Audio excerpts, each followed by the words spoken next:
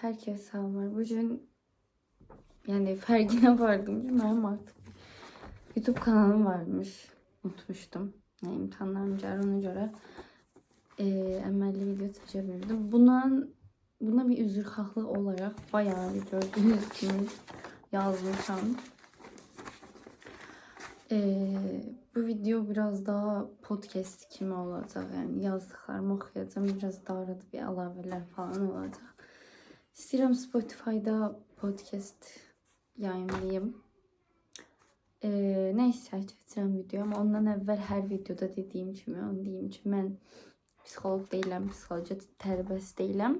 Standart memarlıq tələbəsiyəm. Sadəcə bu kanalda öz düşüncələrimi falan paylaşıram. Bugün bir mövzumuz yox, bir neçə mövzumuz var.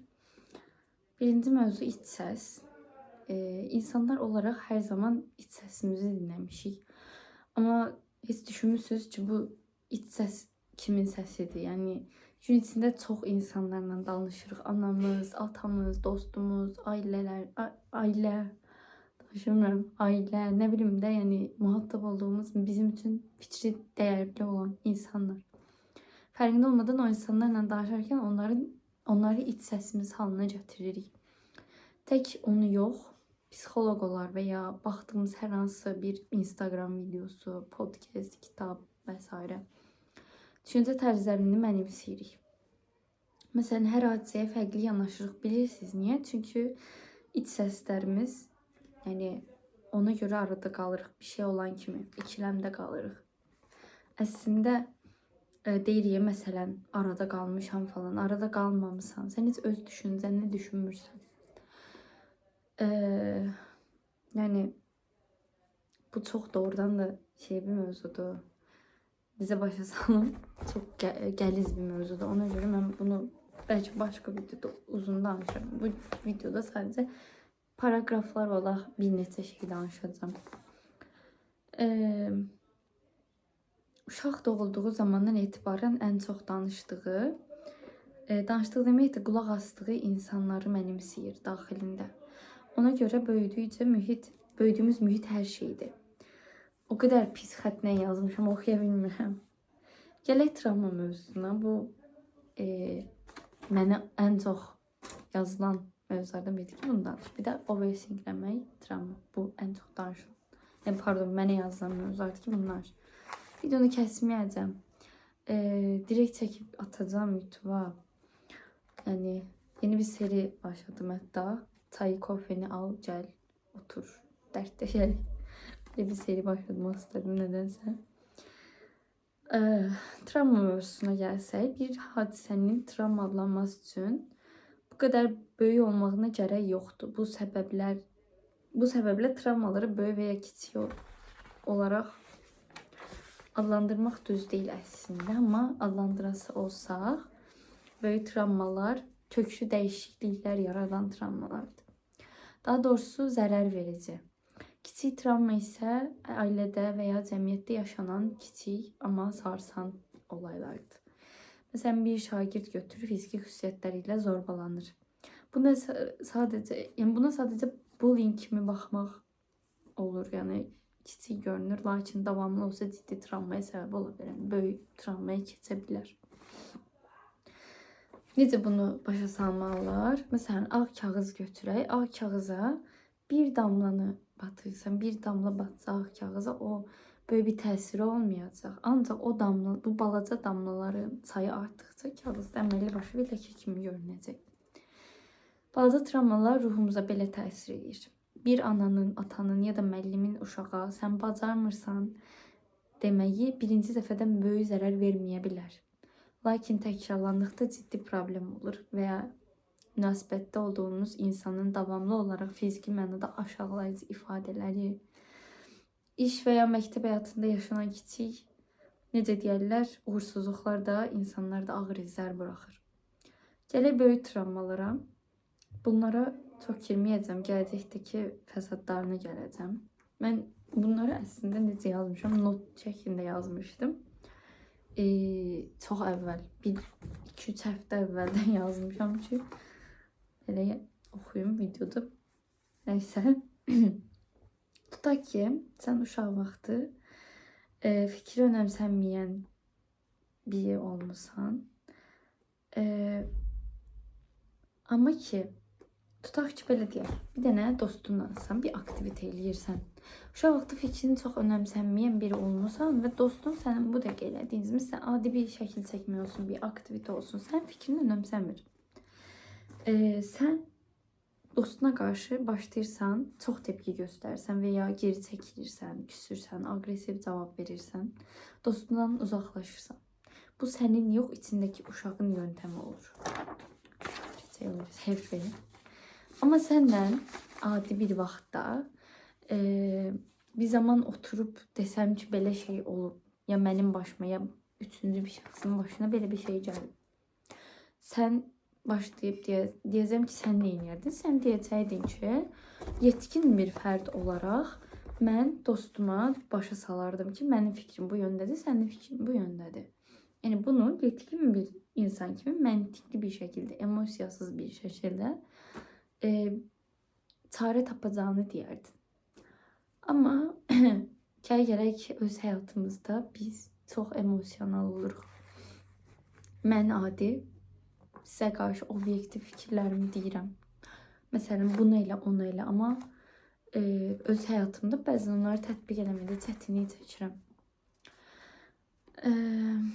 Yəni, sənin həmin duyğuda yaşadığın, yəni o deyirəm, dostun fikri önəmsəməyib falan, o sənin travmanı tetikləyir. Yəni, yaşanan duyğular zamanı sənin travmanın üstü açılır və uşaq ağlı ilə düşünürsən. İndisə keçirəm, sənə yaxşı gəlməyən biri ilə münasibətdə olmağın da buna bənzər bir şeydir. Keçmişdə sənə yaxşı təsiri olmayan bir valideyn fiquru vardı. Bu valideyn şiddət göstərən, ilgisiz və ya səndə rəqabət aparan da ola bilər. Səndə çox travma qoymuş ola bilər bu durum. Amma nə olursa olsun, həyatımız boyunca valideynlərimizə ehtiyac duyuruq. Buna görə onlara özümüzü bəyəndirməyə çalışırıq. Uşaqlıqdan bu bizim üçün bir missiya daşıyır, lakin böyüdükcə mənasızlaşır. Çünki kiminsə sevgisi bizim üçün artıq olmazsa olmaz, necə deyərlər, olmazsa olmaz olmur. Değildir. Cümləni qəşəng qurum. Olmazsa olmaz değildir. Hər insanın sevgisi başqa bir insanın sevgisi ilə əvəz edilə bilər. Necə deyərlər, jargon isə pakrivat edilə bilər. Keçmişdə bir valideyn fiqurunu özünü sevdirməyə çalışmağın gələcəkdə dostluqlara, münasibətlər və ya bir cəmiyyətdə özünü sevdirməyə çalışmağından, necə deyərlər, bağlıdır və buna çevrilə bilər. Sənə ehtiyacı olan sevgini keçmişdə ailəndən sənin, bir dəqiqə cümlə qurun, sənə ehtiyacın olan sevgini keçmişdə ailəndə ala bilməmisənsə, gələcəkdə qabağına çıxan ailəndəki kimi, ailəndəki fərdlərdən biri kimi biri qabağına çıxanda, cümlə quram, biri qabağına çıxanda içindəki uşaq uyanır və özünü sevdirməyə çalışır. İçindəki sevilməmiş uşaq deyirlər daha çox. İnsan qabağındakinin özünə yaxşı gəlməyəcəyini anlayır. Artıq yetkin bir insan baxışı ilə yanaşır. Amma içindəki uşaq artıq oyanıb məntiqlə düşünə bilən yetkin tərəfin ortadan qalxır və kontrol içindəki uşağı keçir. Ona görə borderline dediyimiz durum ortaya çıxır. Necə bağladım onu. İndi borderline nədir? Təməl səbəbləri nədir? Onlardan biraz danışmaq istəyirəm. Borderline Türklər demiş kaygılı bağlanma. Bunun Azərbaycan dilini bilmirəm deyə borderline deyəcəm. Borderline'ın təməl səbəbləri güvənsizlik, tərk edilmə qorxusu, rədd edilmə qorxusu və ya qarşındakı insanı həyatının mərkəzinə qoymaq, ona qarşı həssaslıq, davakar olmaq, davalar çıxarmaq, əsəbilik, sevildiyinə dair bir sübut axtarmaq və s. kimi. Məsələn, çöldə külək olsa, yarpaq uçsa belə sevilmirəm hissinə qapılır bu insanlar. Onlarla münasibətdə olmaq çox çətindir. Özümüzü onlara açmaq üçün çox zaman sərf olunur, çox əziyyət sərf olunur və borderline insanlarla ilişkidə olmaq həqiqətən çox çətin bir durumdur və çox əziyyət tələb edən bir durumdur. Bəzən partner düşünə bilər ki, o bunu bilərək eləyir, O mənə bilərək sıxır, bilərək darlayır falan. Amma bu belə deyil. Borderline insanların problemi bu değil aslında. Partnerden güven ihtiyacı, sevildiyine inandırılmaq və s. Bütün günü kontakt halında olmaq. Bunlar onlar üçün necə deyərlər, təməl şeylərdir bir ilişkidə. Bu sevgidən irəli gəlmir bəzən. Partnerin onu tərk etməyəcəyinə əmin olmaq istəyindən irəli gəlir. Partneri uzaqda olanda da yaxın tutmaq üçün manipülativ üsullara əl atırlar. Çox çirkinləşə bilirlər. Çox davakar ola bilirlər. Suçlayıcı sözlər işlədə bilirlər. Bəzən partnerin dediyi kiçik sevgi cümləsinə belə havaya uça bilirlər. Bu da əvvəl dediyim kimi ilgacığından irəli gəlir, əvvəlki videolarda danışdığım kimi. Bu mövzuda problem yaşayan insanlar ən kiçik şeylərdə xoşbəxt olduqları zaman bunu abartılmış cümlələr, sevincdən qışqırmaq şəklində və s. ifadə edə bilərlər. Bu tepkiləri vermək istədiyim mesaj isə bəzən məni görün, fərqimə varın olur. Yəni, bəzən ən kiçik şeylər belə dünyaya məni görün, mənim fərqimə varın, mən buradayam, mən yaşayıram olaraq çıxa bilər. Məsələn, özünə zərər verən bir insan sözdə özünə zərər verir. Sözdə heç kim üçün eləmir, amma bəzən bəzi insanların tərəfindən fərqinə varılmaq istəyir. Bəzi insanlar onu görsün istəyir. Diqqət çəkmək deyil bu əslində. Bizim o ərgəncə adlandırdığımız, daha doğrusu toplumun ərgəncə adlandırdığı davranışlar bəzən həqiqətən həmin insanlar üçün bir çarə olur.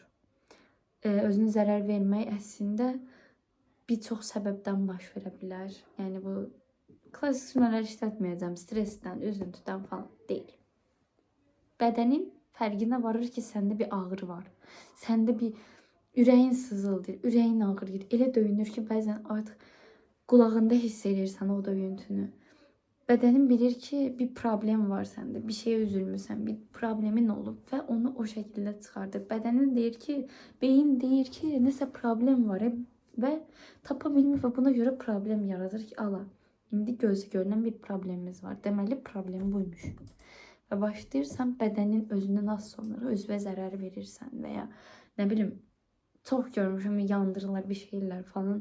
Ya nə bilim, bədənin, ürəyin çox tez-tez döyünür, bir şey olur və ya panik ataklar kimi ortaya çıxa bilir. Bunların bizə vermək istədiyim mesaj məni görün olur. Yəni, belə qısaca özet geçsəm. Əslində çox not yazmışdım. Buradan əlavə telefonda falan yazmışdım. Çünki mən insanları daha çox görməyin tərəfində olan biriyəm. İnsanlara, olaylara baxmaq yox, görmək. Mimarlığı seçməyimin əsas səbəblərindən biri daha çox duyğusal tərəfləri idi. Yəni, məsələn, bir insana baxıb deyir sənə, bu nə yaşamış ola bilər ki, bu hala gəlmiş ola bilər. Bu, görəsən o insanın həyatında xoşbəxt olduğu anlar hansıları idi falan. Bir binaya da baxıb mən elə deyirəm. Deyirəm ki, görən bu binada xoşbəxt olunan an hansıydı falan. Yəni, çox qarışıq mövzulardı. Artıq 13 dəqiqə olub. Qısa oldu biraz. Mən əslində biraz çox fikirləşirdim. Əslində düşünməli bayağı uzun olacaq. Amma videomuz qısa oldu bugün. Və Spotify'da çalışacağım bir podcast kanalı açım.